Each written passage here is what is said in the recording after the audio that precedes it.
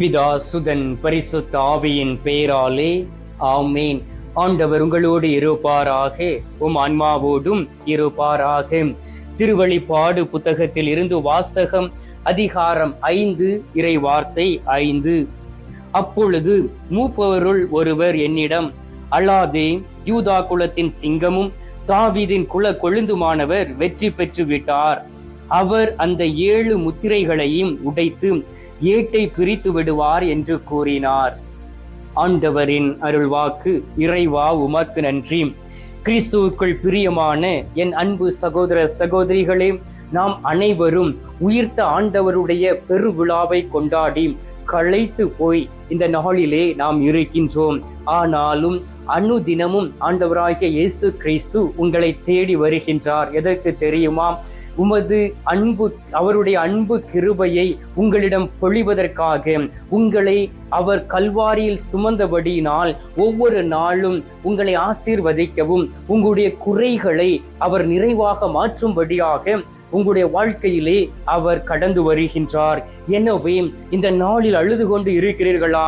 இந்த நாளிலே வேதனையோடு இருக்கின்றீர்களாம்? இந்த நாளிலே குற்ற உணர்வுகளோடு இருக்கின்றீர்களாம்? இந்த நாளிலே கஷ்டத்தோடு இருக்கின்றீர்களாம்? இந்த நாளிலே கண்ணீரோடு இருக்கின்றீர்களாம்? இந்த நாளிலே மிகவும் வேதனையோடு இருக்கிறீர்களாம்? உங்களை பார்த்து சொல்லுகின்றார், என் மகனே, மகளே, நீ அழ வேண்டாம், நீ கண்ணீர் விட வேண்டாம், நீ திக்கத்தோடு இருக்க வேண்டாம், நீ சோர்ந்து போய் இருக்க வேண்டாம். ஏனென்றால் நான் உயிர்த்தெழுந்து இருக்கின்றேன். உனக்காக, உன்னை வாழ வைப்பதற்காக உன்னை நான் இந்த உலகத்தில் இருந்து அழைத்து கொண்டு மேல் உலகத்திற்கு கொண்டு செல்வதற்காக உயிர்த்தெழுந்து இருக்கிறேன் என்று வாக்கு கொடுக்கின்றார். நாம் வாசிக்க கேட்டோமே, அல்லாதே, யூதா குல சிங்கமும் தாவீது குல கொழுந்துமானவர் வெற்றி பெற்று விட்டார். அவர் சிலுவையின் மீது வெற்றி கொண்டார். சாபமான சிலுவையை அவர் நொறுக்கிவிட்டார். கொலை கருவியாக இருந்த சிலுவையை அவர் முழுவதும் அழித்து விட்டார். அன்பார்ந்தவர்களே, ஆண்டவராகிய இயேசு கிறிஸ்துதான் அந்த உலகத்தில் வாழும் பொழுதும் பாவமே செய்யாதவர், சிலுவையில் அறையப்பட்டவர் என்பதை நீங்கள் புரிந்து கொள்ள வேண்டும். அன்பார்ந்தவர்களே, இந்த நாளிலும் கூட நீங்கள் சிலுவையில் அறையப்பட்டு இருக்கலாம். வேதனையோடு இருக்கக்கூடிய நீங்கள் உங்களையே நீங்கள் சிலுவையில் அறைந்து இருக்கலாம். கண்ணீரோடு இருக்கலாம். உங்களுடைய பாவத்தினால் சிலுவையை நீங்கள் சுமந்து கொண்டு இருக்கலாம். குடும்ப பிரச்சனையினால், குடும்பத்தில் இருக்கக்கூடிய கண்ணீரினால் நீங்கள் உங்களையே சிலுவையில் அறைந்து இருக்கலாம். நண்பர்களுடைய அவமானமான வார்த்தைகளினால், அவமானத்தினால் துக்கத்தோடும் கவலையோடும் இருக்கக்கூடிய நீங்கள் உங்களை சிலுவையில் அறைந்து இருக்கலாம். உங்களுக்கு உயிர்ப்பு உண்டு என்பதை இந்த நாளிலே ஆண்டவராகிய இயேசு கிறிஸ்து சொல்லுகின்றார். உங்களை பார்த்துதான் சொல்லுகின்றார். அல்லாதே, நான் எல்லாவற்றையும் வெற்றி கொண்டு விட்டேன் என்று வாக்கு கொடுக்கின்றார். வாசித்து பாருங்கள். திருப்பாடல்கள் 21வது அதிகாரம் 4வது இறை வார்த்தையிலே, அவருடைய கண்ணீர் அனைத்தையும் அவரை துடைத்து விடுவார். இனிமேல் சாவு இராது, துயரம் இராது, அழுகை இராது, துன்பம் இராது, முன்பு இருந்தவை எல்லாம் மறைந்து போகும் என்று வாக்கு கொடுத்திருக்கின்றார். அன்பார்ந்தவர்களே, எல்லாவற்றையும் மாற்றிய தெய்வம், எல்லோருடைய வாழ்க்கையும் மாற்றிய தெய்வம், இந்த உலகத்திலே மக்களுடைய எண்ணங்கள் முழுவதையும் முறியடித்த தெய்வம், தன்னை ஞானி என்று சொல்லிக்கொண்டு ஆண்டவரே தத்துவங்களை பேசிக்கொண்டு இருந்தவர்களுடைய அந்த தத்துவம் ஒன்றும் கிடையாது என்பதை இந்த உலகத்திலே புரிய வைத்த நம் ஆண்டவராகிய இயேசு கிறிஸ்து உங்களை பார்த்து சொல்லுகின்றார். இனி உன்னுடைய வாழ்க்கையில் எதுவும் கிடையாது. உன்னுடைய வாழ்க்கையிலே சாவு இராது, துயரம் இராது, துன்பம் இராது, துக்கம் இராது, கவலை இராது, கண்ணீர் இராது, சோகம் இராது, வேதனை இராது. எல்லா சூழ்நிலையில் நீ வெற்றி பெற்றவளாக இருப்பார். ஏனென்றால் சிலுவையில் நான் வெற்றி கொண்டு விட்டேன். நான் உயிர்த்தெழுந்து உனக்காக இருக்கின்றேன். உன்னை நான் வாழ வைத்துக் கொண்டு இருக்கிறேன் என்று சொன்னவர் நற்கருணை நாதராக நமது நடுவில் இருக்கின்றார். விசுவசிக்கிறீர்களாம்? இந்த நாளிலே நீங்கள் விசுவசித்தீர்கள் என்றால் கடவுளுடைய மகிமையை நீங்கள் காண்பீர்கள். அன்பார்ந்தவர்களே, அந்த நாளிலே மகதல மரியாள் அழுது கொண்டே இருந்தார். மரியா கல்லறைக்கு வெளியே நின்று அழுது கொண்டு இருந்தார். அழுது கொண்டு கல்லறைக்குள் குனிந்து பார்த்தார். அங்கே வெண்ணாடை அணிந்திருந்த 2 வானதூதர்களை அவர் கண்டார். யோவான் நற்செய்தி 20வது அதிகாரம் 11:12 வார்த்தையை வாசித்து பாருங்கள். அங்கே வெண்ணாடை அணிந்த 2 வான தூதர்களை அவர் கண்டார். இயேசுவின் உடலை வைத்திருந்த இடத்தில் ஒருவர் தலைமாட்டிலும் மற்றவர் கால் மாட்டிலுமாக அவர்கள் அமர்ந்து இருந்தார்கள். அங்கு இயேசுவினுடைய உடல் இல்லை, வானதூதர்கள் மட்டுமே இருந்தார்கள். அவர்கள் மகதல மரியாவை தேற்றினார்கள். அன்பார்ந்தவர்களே, இந்த நாளிலும் உங்களை தேற்றுவதற்காக ஒரு தேற்றரவாளர் இருக்கின்றார். அது நம் ஆண்டவராகிய இயேசு கிறிஸ்து வாக்களித்த பரிசுத்த ஆவியானவர்.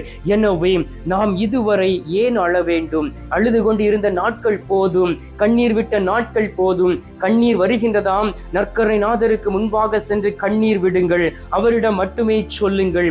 வேதனை இருக்கின்றதாம், நீங்கள் பைபிளை திறந்து வைத்து, திரு விவிலியத்தை நீங்கள் திறந்து வைத்து உங்களுடைய வேதனைகளையும் குடும்ப பிரச்சனைகளையும் இறை வார்த்தையின் வழியாக வாசித்து வார்த்தையிலே கண்ணீரை விடுங்கள். அன்பார்ந்தவர்களே, அவருடைய வார்த்தை மென்மையானது, அவருடைய வார்த்தை மிருதுவானது, அவருடைய வார்த்தை பதில் தரக்கூடியது, அவருடைய வார்த்தை உங்களுக்கு ஆறுதல் தரக்கூடியது. வார்த்தையான கடவுள் உங்களுக்காக உயிர்த்தெழுந்தார். உங்களை வாழ வைப்பதற்காக, உங்களை வழிநடத்துவதற்காக, உங்களை மகிமையான இடத்தில் வைப்பதற்காக, உங்களை தேற்றுவதற்காக, ஒவ்வொரு நாளும் உங்களை தூய்மைப்படுத்துவதற்காக, உங்களை ஆசீர்வதிக்கவே ஆசீர்வதிப்பதற்காக இந்த நாளிலே உயிர்த்தெழுந்து இருக்கின்றார். விசுவசியுங்கள். விசுவசியாதவர்கள் ஆண்டவருடைய மகிமையை காண முடியாது.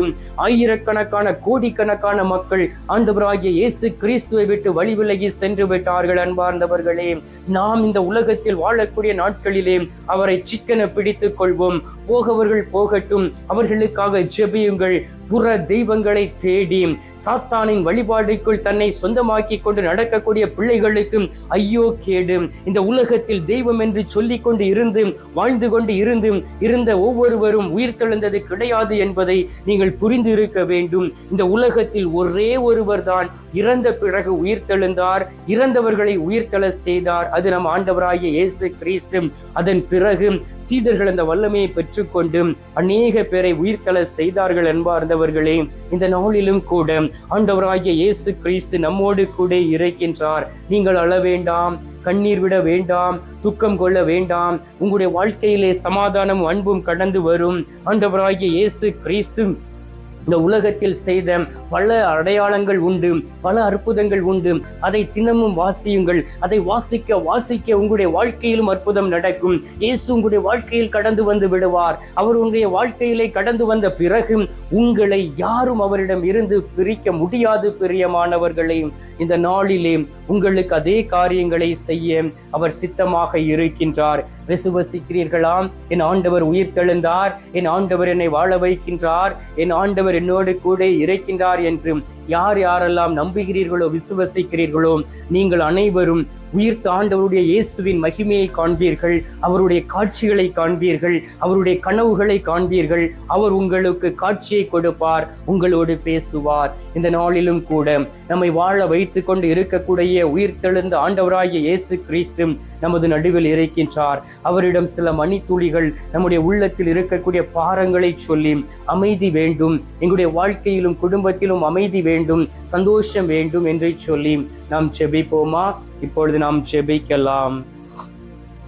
எங்கள் பரலோக தந்தையே, இயேசு கிறிஸ்துவே, தூயனல் ஆவியே, தகப்பனே, இந்த அருமையான காலை பொழுதிற்காக உமக்கு நன்றி சொல்லி உம்மை துதிக்கிறோம் அப்பா. இந்த காலை பொழுதிலே நீர் எங்களை தேடி வந்து எங்களை ஆசீர்வதித்துக் கொண்டு இருப்பதற்காக உம்மை ஸ்தோத்தரிக்கின்றோம். உயிர்த்த ஆண்டவராகிய இயேசு கிறிஸ்துவே, நீர் மட்டுமே மெய்யான தெய்வம். நீர் மட்டுமே எங்களை வாழ வைத்திருக்கொண்டு இருக்கக்கூடிய தெய்வம். நீரே எங்களுடைய கண்ணீரை துடைக்கக்கூடிய தெய்வம், எங்களுடைய வேதனையை எடுத்துக்கொள்ளக்கூடிய தெய்வமாக இருக்கின்றீர். இந்த நேரத்திலும் கூட அநேக பிள்ளைகள் பாவம் செய்திருக்கிறார்கள். அநேக பேர் வேதனையோடும் துக்கத்தோடும் இருப்பதை பார்க்க முடிகின்றது. கண்ணீரோடு இருக்கக்கூடிய பிள்ளைகள் உண்டு, கஷ்டங்களோடு இருக்கக்கூடிய பிள்ளைகள் உண்டு, அவமானத்தோடு இருக்கக்கூடிய பிள்ளைகள் உண்டு. ஆனாலும் தகப்பனே, அவர்கள் எல்லாவற்றையும் மறைத்துவிட்டு மகிழ்ச்சியோடு உயிர்த்த பெருவிழாவை கொண்டாடினார்களே, அவர்கள் மீது மனம் இறங்குவீராக. அவர்கள் ஒவ்வொருவரையும் ஆசீர்வதிப்பீராக. பிள்ளைகள் ஒவ்வொருவரையும் திடப்படுத்திடுவீராக. உடலில் உள்ள பலவீனத்தை எடுத்து மாற்றிடுவீராக. உள்ள சந்தோஷத்தையும் குடும்ப அமைதியும் கொடுப்பீராக. கொடுப்பீராக. இழந்து போன ஆன்மீக ஆசீர்வாதத்தை கொடுப்பீராக. துக்கங்களை எடுத்து மாற்றிடுவீராக. உயிர் தாண்டவராகிய இயேசு கிறிஸ்துவே, வளைகுடா நாடுகளுக்காக ஜெபிக்கின்றோம். அங்கே நடந்து கொண்டு இருக்கக்கூடிய போர்களை ஒப்புக் கொடுத்து ஜெபிக்கின்றோம். அந்த 3 நாடுகளுக்கு இடையே சமூக உறவு வரும்படியாகவும், அமெரிக்காவும் இஸ்ரவேலும் ஈரானும் ஆண்டவரே சமூக உறவோடு வாழ வேண்டுமாயும், அங்கு இருக்கக்கூடிய மக்கள் அமைதியை பெற்றுக்கொள்ள வேண்டுமாயும் உம்மை நோக்கி ஜெபிக்கிறோம் அப்பா. ஏனென்றால் உயிர்த்த பிறகு நீர் உம்முடைய சீடர்களுக்கு தோன்றி உங்களுக்கு அமைதி உரித்தாக என்று சொன்னீரே, அதே அமைதி இந்த இடத்தில் நீர் கொடுத்திடுவீராக, நிலைநாட்டிட வேண்டுமாய்மை நோக்கி ஜெபிக்கிறேன் அப்பா. இந்த அருமையான நேரத்திலும் கூட நீர் எங்களுடைய ஜெபத்தை கேட்டிருப்பதற்காக உமக்கு நன்றி. ஜெபத்தை கேட்டு பதில் தந்திருப்பதற்காக உமக்கு ஸ்தோத்திரம், ஸ்தோத்திரம், ஸ்தோத்திரம். மீட்பெரும் இரட்சகருமான இயேசுவின் திருக்கரத்தில் ஒப்பு கொடுத்து எங்கள் பாதுகாவலராம் புனித சூசையப்பர் வழியாக ஜெபிக்கின்றோம். அன்பு தந்தையே, ஆமீன். பரலோகத்தில் இருக்கிற எங்கள் பிதாவே, உம்முடைய நாமம் அர்ச்சிக்கப்படுவதாக.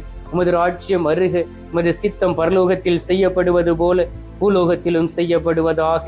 எங்கள் அனுதின உணவை எங்களுக்கென்று அளித்தருளும். எங்களுக்கு தீமை செய்கிறவர்களை நாங்கள் பொறுப்பது போல எங்கள் பாவங்களை பொறுத்தருளும். எங்களை சோதனை விழவிடாதையும் தீமையில் இருந்து எங்களை ரட்சித்தருளும். ஆமீன். அருள் இறைந்த மரியே வாழ்க, கர்த்தர் உடனே பெண்களுக்குள் ஆசீர்வதிக்கப்பட்டவள் நீரே. உம்முடைய திரு வயிற்றின் கனியாகிய இயேசும் ஆசீர்வதிக்கப்பட்டவரே. அச்சிஷ்ட மரியே, சர்வேஸ்வருடைய மாதாவை, பாவிகளா இருக்கிற எங்களுக்காக இப்பொழுதும் எங்கள் மரண நேரத்திலும் வேண்டிக் கொள்ளும். ஆமீன்.